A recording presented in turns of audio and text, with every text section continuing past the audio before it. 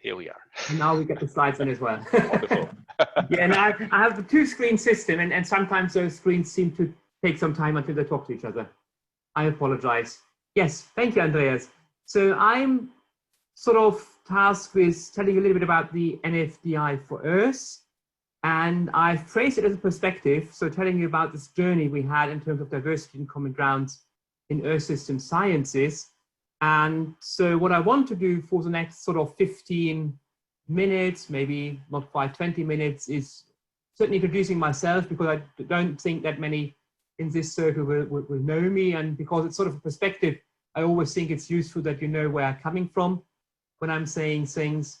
I will briefly sort of touch on this issue about what actually is Earth science and Earth system science, so what is in the realm of NFDI4Earth and what presumably isn't, and where do we have sort of elements where we reach out to other NFDIs. And then obviously I will tell you about the NFDI4Earth. What is it? What's the current structure and status? And then I will give sort of a little personal example about research data management and ozone research. That's where I'm coming from in terms of my science. But I will also sort of then tell you how this links to things like the European Open Science Cloud. And I will sort of just very briefly, it's one slide, provide you with an outlook about the NFDI4Earth as a comprehensive component of the overall NFDI. As Andreas has just explained to you, it's sort of a big political undertaking as well, with a big framing on top of it. So where am I coming from? So I'm actually a meteorologist by trade. I studied at the Technical University and the Free University in Berlin. I did a PhD in meteorology, which involved research campaigns in Sweden. I was a postdoc in Cambridge, UK, and I became a senior research associate for the National Centre of Atmospheric Science in the UK as well. And then in late 2013, I joined the Karlsruhe Institute of Technology as Professor for Theoretical Atmospheric Physics.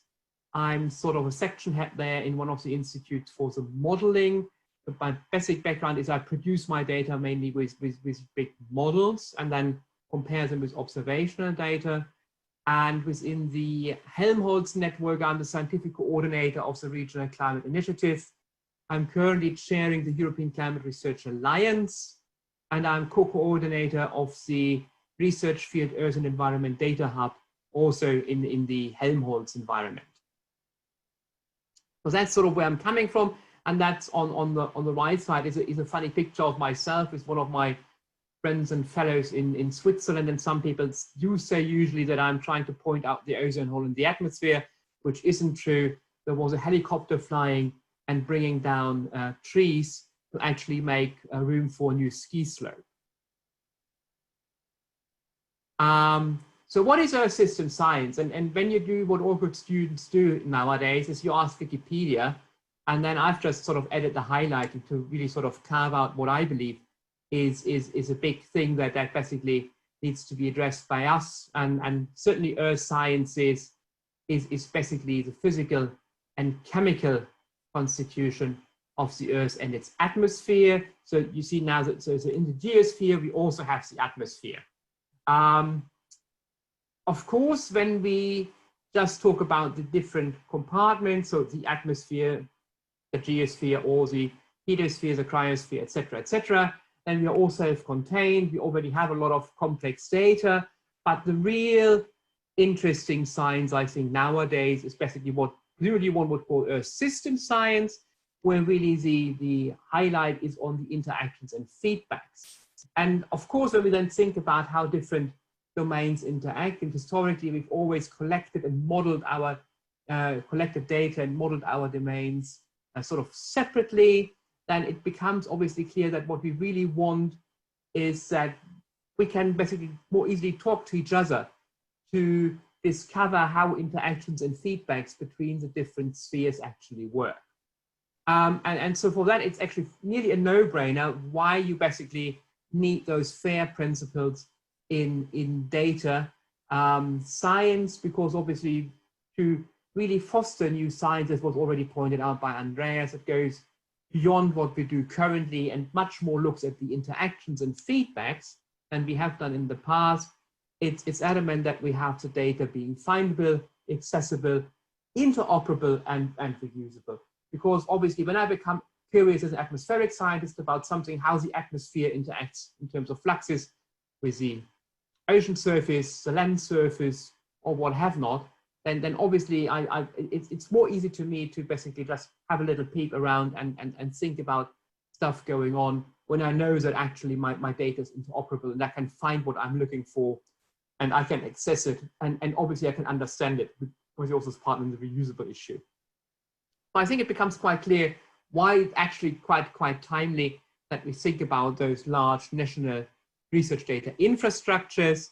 And so with this in mind, already in 2018, we started as an open consortium to bring together Earth system sciences in a community effort where we wanted to build the NFDI4Earth. And we have currently more than 50 partners, and they come from different backgrounds: universities, research organizations, infrastructure providers, governmental institutions, and scientific associations. And on the right, you see a little map of our partners mapped out with little dots all around Germany. What we obviously did in 2018 was we also started with plenary meetings so that we really have a bottom-up process in basically gauging the needs and seeing what is done, where are we, and where do we want to go. And we certainly replied to the first call for NFDI proposals and submitted an NFDI4Earth proposal, which unfortunately wasn't successful. And I think it's fair to say that until now, we are not 100% sure why it wasn't successful, because actually, given the diversity and how many willing people we brought together, I think we've been one of the very well prepared NFDIs. Unfortunately, I think it's fair to say that our proposal was seen as slightly too granular and not very exciting.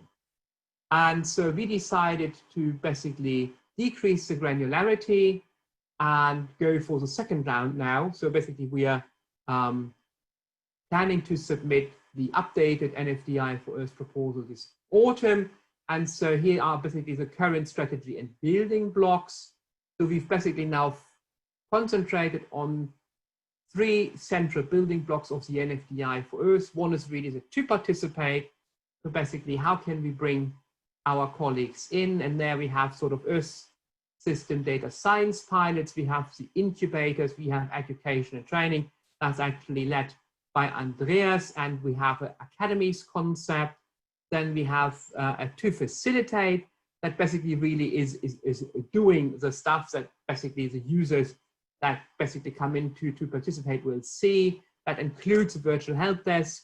It basically will create a one-stop where basically there will be a central point where stuff is collected and will be available to the community. There will be data science tools. The governmental data will play an important role there to make it even more accessible to the research community, and also long-term preservation aspects are very important.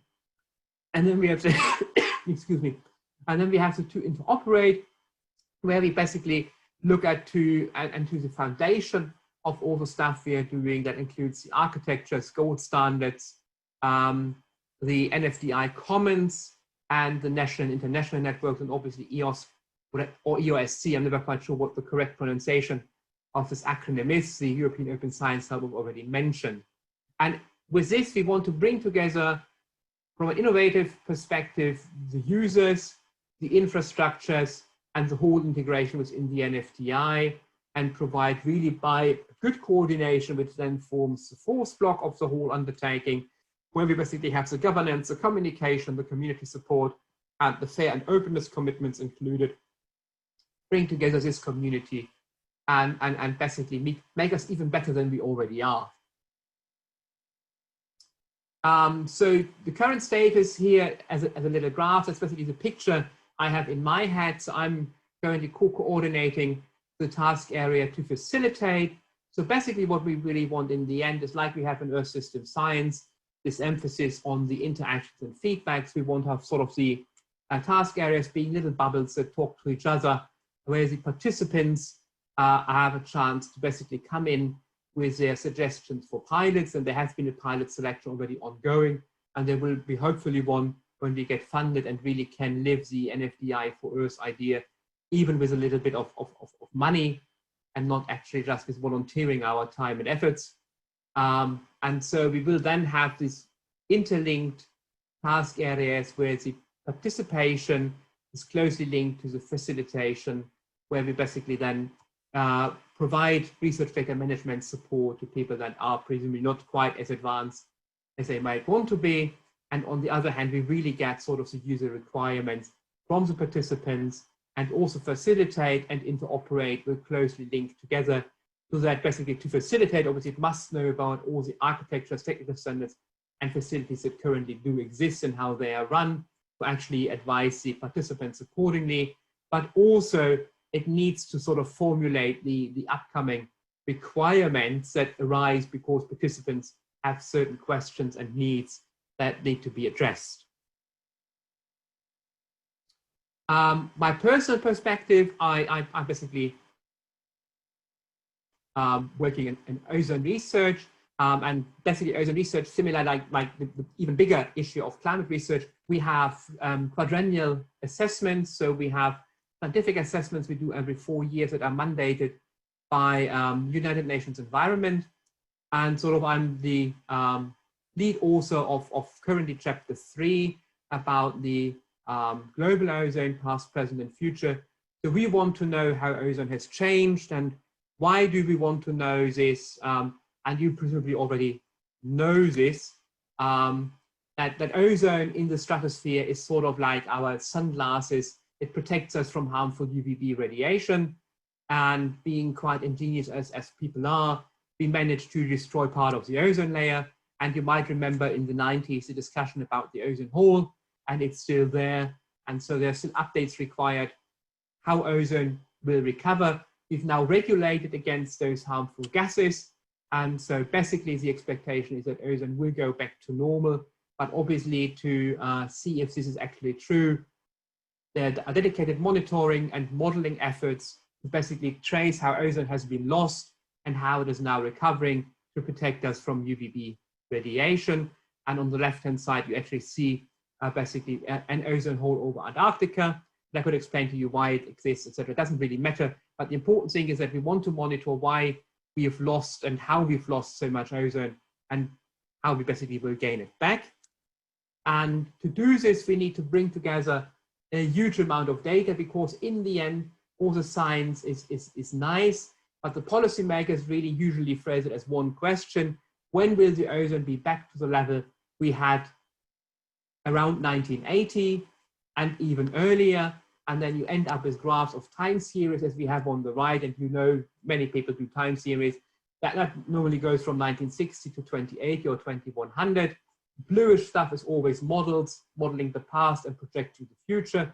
The reddish part is always data. And everybody who knows this is a highly, highly idealized plot, but it actually goes back to terabytes of data that have to be averaged, etc., and to be processed. And in the end, you come up with something like this. There's quality control involved. You have to make sure that you have a common methodology. You basically have to combine observations and models in a sensible way, so that you're talking about the same baselines.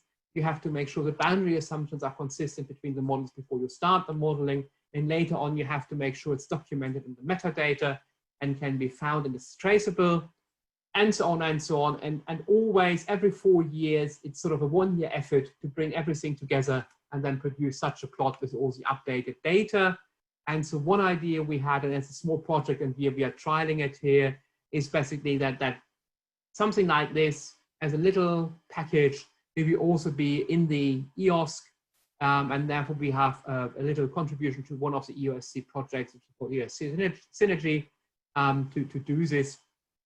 And that is something that where we want to trial how those distributed analysis frameworks will work for what we are doing. And also, obviously, while doing it, that would also be then available for the NFDI4Earth. And so I think both sides would feed into each other quite nicely. So I'm now nearly wrapping up. So NFDI4Earth obviously will be part of something much bigger, and fingers crossed we get funded this time around, because obviously there will be this big umbrella NFDI, which is currently formed. The director is already there. He already has a couple of assistants. And then within this structure, many of the NFDI consortia, the ones that are already going, the ones that already are formed and exist but don't have funding yet, will become sort of building blocks of this overall NFDI. How precisely that is done legally is still under development, and also the director of NFDI, Jörg Vetter, who is sort of based in Karlsruhe as well, is sort of currently heavily involved in sort of planning how things will become. But really the aim is that then NFDI4Earth will slot into this overall NFDI concept. We exchange then via our NFDI commons with the other NFDIs, but Earth system science obviously will play a very important role there in terms of being the reference point for all the geodata that's around, and that's also urgently required by many other NFDIs. And with this, I'm basically coming to an end, and thank you for your attention. And I hope you've sort of got the flavor of what NFDI4Earth is all about and will do in the coming months and hopefully years to come as a funded project then. Thank you. Peter, you explained very well the community approach and the community process of NFDI, and also the potential impact for your individual work. But where do you see the also the technical challenges of NFDI, or especially NFDI4Earth? Yeah, no, I think it's very true to say that obviously NFDI is, even if you get the funding, it's just funding the network of people, so to speak. The technology underneath you basically still have to bring into the NFDI.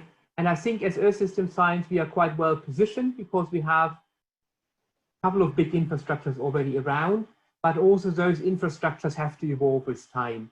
And I think many infrastructures face at the moment an uncertainty, basically how they do the long-term planning. And I guess there's hopefully that's the idea, a mutual benefit by the participants and the people involved into NFDI4Earth helping to formulate the requirements that then help the providers of infrastructures that really sort of also include the heavy metal, the computers, the hard drives, the storage facilities, to argue their case better and also to gain more planning security. And I believe that that's quite hard, also in the current financial climate, but it's presumably also quite rewarding if there is a clear roadmap to how basically those infrastructures then can be financed and have a secure future. Yeah, fully agree, Peter. Thank you very much.